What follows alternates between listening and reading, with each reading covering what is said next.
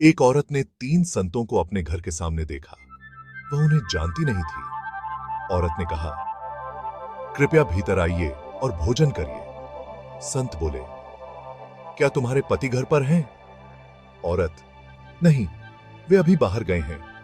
संत, हम तभी भीतर आएंगे जब वह घर पर हो। शाम को उस औरत का पति घर आया और औरत ने उसे यह सब बताया। पति, जाओ और उनसे कहो कि मैं घर आ गया हूं और उनको आदर सहित बुलाओ। औरत बाहर गई और उनको भीतर आने के लिए कहा। संत बोले, हम सब किसी भी घर में एक साथ नहीं जाते।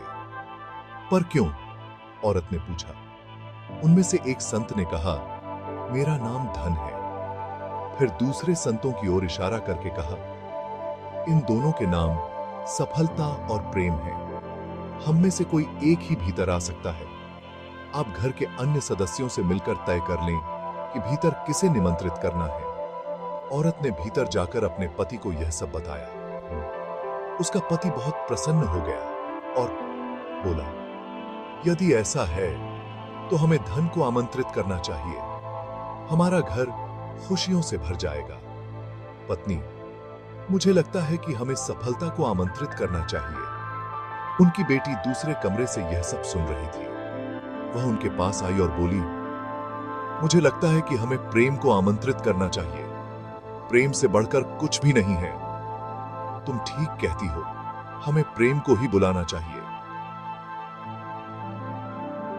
उसके माता पिता ने कहा। औरत घर के बाहर गई और उसने संतों से पूछा, आप में से जिनका नाम प्रेम है, वे कृपया घर में प्रवेश कर भोजन ग्रहण करें।